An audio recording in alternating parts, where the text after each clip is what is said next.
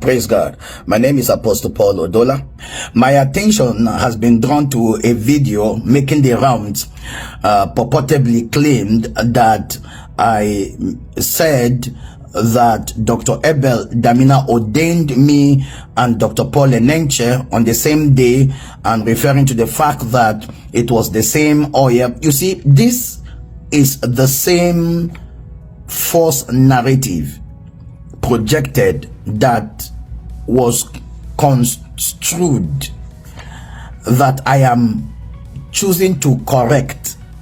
I am doing this video in response to some of the very malicious publications that I've seen on social media, all in an attempt to tarnish my image, rubbish my personality, because I have come out to publicly deny and correct the false allegation that Dr. Abel Damina ordained Dr. Paul Enenche into ministry. Looking at the pictures on my Facebook, what happened in 1996 was not an ordination service. I want to say this categorically. It was an official prayer to license me as the coordinator of ICMA in Bauchi State. That prayer was not an ordination. Everybody that was in that 1996 ministers conference will agree with me that it was not an ordination service. I was officially prayed for as a coordinator of ICMA in Bauchi State, and I was given a coordinator certificate and a fellowship card from 1996 to 1997 as it is on the post. So no one can claim that anyone else was equally ordained on that day into ministry. I think it is important that I clear the air on this matter and put it to rest that it was not an ordination service that happened on that day. This video is to put the record straight. What happened on that day was not an ordination, because nobody should lay claim to another man's greatness and impact. So like the picture shows, there was no ordination done on that day.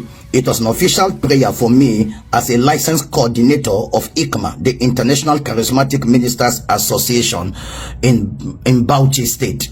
And so therefore no other person was prayed for as a form of ordination on that day, because what happened on that day was not an ordination service. And it's important that this record is clear.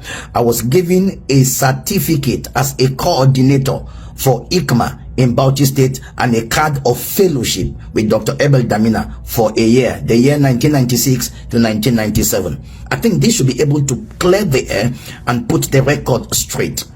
Discussing Dr. Paul Enenche with Dr. Abel Damina, when we had that discussion, you could see that envy, you could see the jealousy, you could see the hate, you could see the inability to stomach the accomplishment and the achievement ministerially of Dr. Paul Enenche.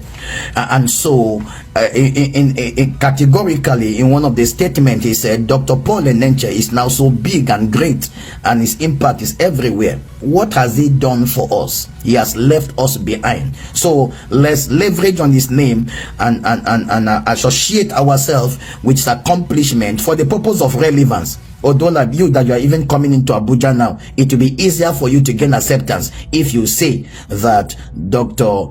Abel ordained you and Paul Enenche the same day. That will give you general acceptance. And you see, that is the same fallacy. That is the same false narrative that I felt I was tired of projecting, and the pressure to perpetually put it out there, that I had to reconsider my decisions and my association, so that I don't keep propagating this false narrative born out of hate, jealousy, envy for a man's accomplishment, attainment, ministerial achievement, and global impact. And so anybody that listens to the manner and approach with which Dr. Abel communicates this ordination claim can easily tell the envy, can easily point at the jealousy, can easily see the intent and purpose of which such false claims have been made. And so therefore I think it is my responsibility to put the record straight. And I can see that because of I have chosen not to be part of that false narrative that was projected and sustained, because we all wanted to leverage on the global impact and ministerial achievement of Dr. Paul Enenche, which Dr. Abel Damina is aware. And I felt that I can't continue to be part of that very false narrative, though I was part and parcel of whatever it was. And so therefore, I want to say this, that no amount of blackmail, no amount of false publication, no amount of wrong impression created about me will deter me from saying the truth. The record needs to be put straight so that we don't undermine in any way, in any form, the great work that God is using Dr. Paul Enenche to do in our time and in our generation. I won't be part of it. And I need you to know that if you look at the accomplishment of this great man and the impact he's making in our generation, his manner of crusades, his healing and deliverances, his lifestyle, his approach to ministry, his principles, his forthrightness, his uprightness, it does not in any way reflect the person and ministry of Dr. Abel Damina. So therefore, we should not allow that lie to fly. I feel I owe my generation the responsibility to correct that. I want to categorically state that I don't subscribe to the religious, to the doctrinal teachings of Dr. Abel Damina and the manner and approach with which he communicates them arrogantly, disrespectfully, undermining the pillars, the spiritual practices I have come to uphold and refer as a pastor and as a Christian. And I want to say this also, that doctrinal teachings has completely done damage to my family, and I want to ask that Dr. Abel Damina leave my family alone. To encourage another man's wife to be arrogant, insubordinate, rebellious, and to attend your crusade personally without the express permission of her husband, whether it's in the Tafa Balawa crusade in Bauchi State without my permission, or it was the Just crusade you held and she went without my permission.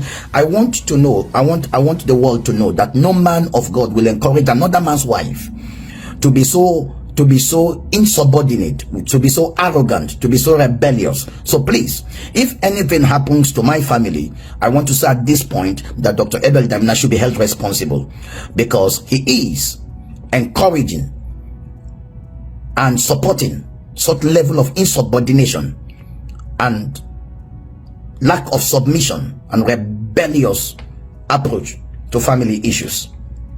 And if anything happens further, I think he should be held responsible. I want to also say categorically that I have asked my lawyer to reveal all the comments, all the posts, all the rebellious allegations against me, and anyone found to be unfounded, which virtually all are, I am going to take them legally on without reservation. And so if anybody is putting any claim out there, it should be ready and should have proper evidences for them. Otherwise, we will meet in court. It's important that we clear the air so that we can put this fallacy to rest and not give credibility to lie. Even though ab initio, I was part of that misconception and part of that false narrative, and I've chosen to retract my step for the purpose of posterity. And I believe this should do justice to everyone who knows the truth, wants the truth, and cares for the truth.